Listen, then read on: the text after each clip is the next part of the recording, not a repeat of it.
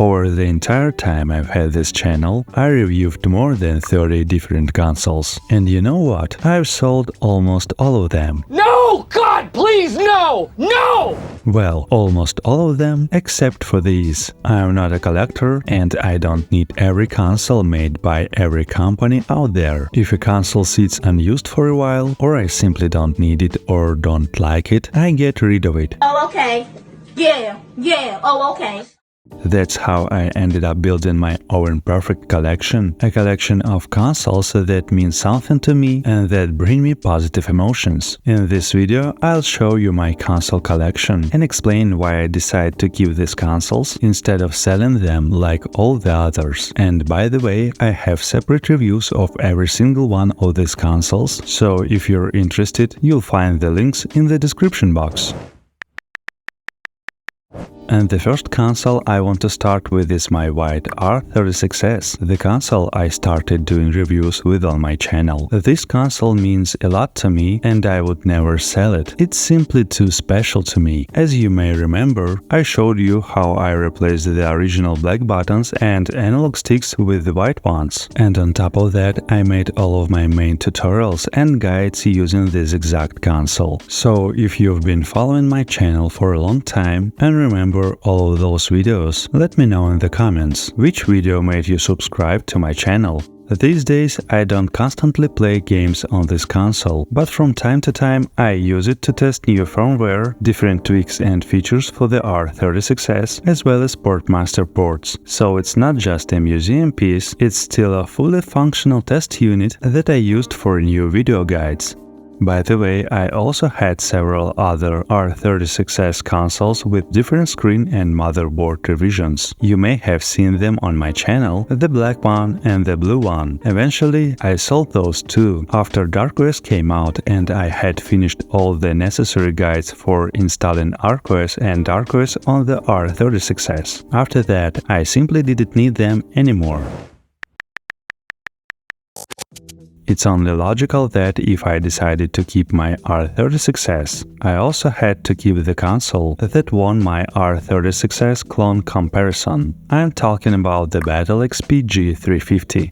This is an amazing console, and recently it's become the first one I recommend to anyone who doesn't know which budget console to buy. And the reason is very simple. Instead of dealing with a bunch of different R36S clones and different hardware revisions, it's much easier to just buy the G350, because its better and higher quality is pretty much every way. I proved that in my video called The Clone Wars. And now that there is dedicated DarkOS firmware for the G350, things are even easier. You install it the standard way by flashing the image to an SD card, and you don't even need to know which screen revision or motherboard version you have. It's simple, flash the image and the console is ready to go. In my opinion, this is the best price-to-performance console among budget retro handhelds, based on the RK3326. I highly recommend it both as a first console and as your main budget retro gaming handheld.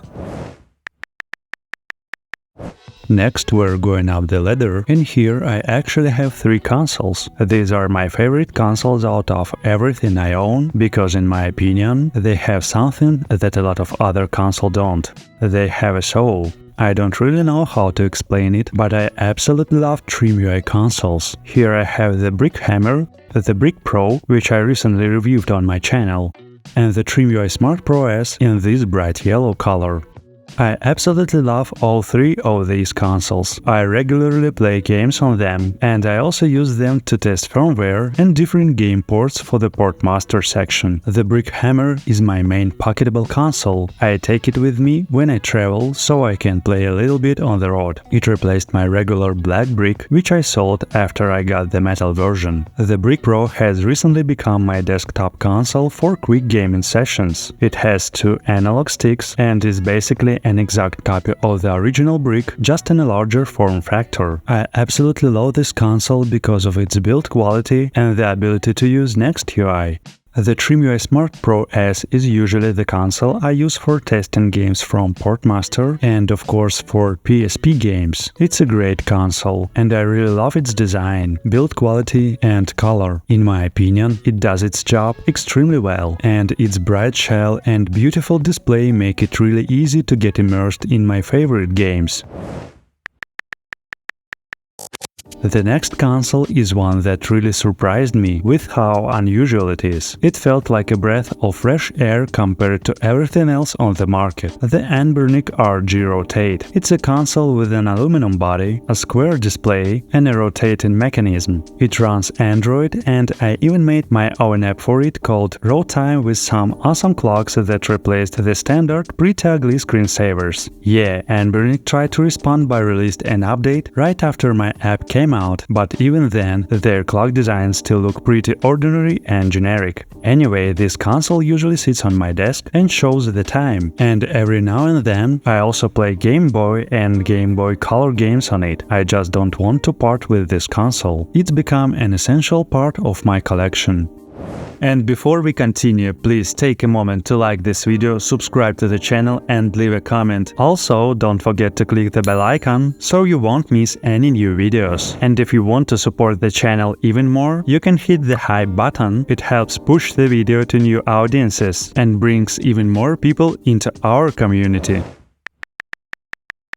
Yes, this is the very same console that turned out to be defective right out of the box, as I talked about in my review video. After being repaired, it's still working perfectly and has become my second main console alongside the TrimUI brick. I take it with me when I travel, and I also play on it at home whenever I have some free time. I've already beaten a huge number of games on it, and I regularly share those experiences with you on my Telegram channel and Patreon. So definitely consider subscribing if you want to support me and the channel. For now, I don't even feel the need to upgrade to something more powerful, because its performance is more than enough for various indie games I love playing, and for more demanding AAA titles. I have a PlayStation 5.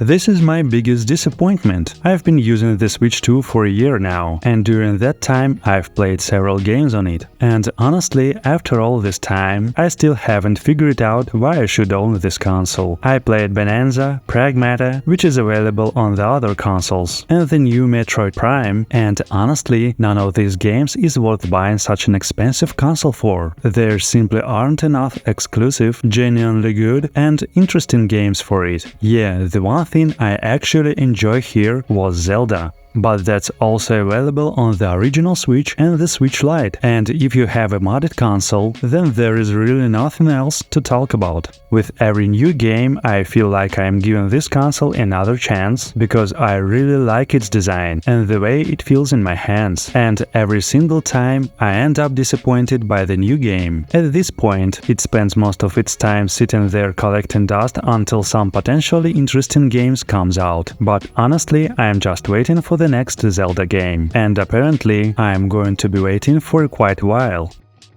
So that's my main console collection, the consoles that stayed with me, that I did not sell and that I don't plan to sell. But there is one more device, the Mangmi Air Y. I only recently published my review of it, and you know what? My opinion has finally settled. It hasn't changed that much, and it's not very different from what I said in the video, but I've realized something for myself. Yes, I completely understand what this console was designed for and who it's designed for. I also fully understand the compromise of having 3 GB of RAM and only one analog stick. I understand that this is more of a marketing decision to reduce competition with the Pro version of the console than something they were forced to do because of technical limitations. And taking all of that into consideration, I still could not convince myself to keep this console. I don't like being artificially limited when it comes to the number of analog sticks, which cost about as much as a serving of rice, the amount of RAM, and even the internal storage. As a consumer, I want to see the industry move forward and give us more powerful and more interesting devices for less money. money. But instead, we keep getting the same consoles with different compromises in different form factors: horizontal, vertical, 1 analog stick, 2 analog sticks, or sometimes no analog sticks at all, square displays, widescreen displays, and pretty much every manufacturer is guilty of the same thing.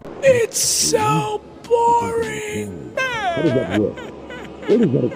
They just keep mixing and matching console designs like building blocks. And for me, the Mangmi Air Y was the final straw. I simply don't need it and I'm not interested in it. It's yet another Android device with a bunch of compromises that personally don't work for me. And I know perfectly well that I'm not going to play games on this console. I'm going to put it in a drawer, forget that I even own it, and that's it. So I'll probably sell this console soon as well, and it definitely won't be part of my collection.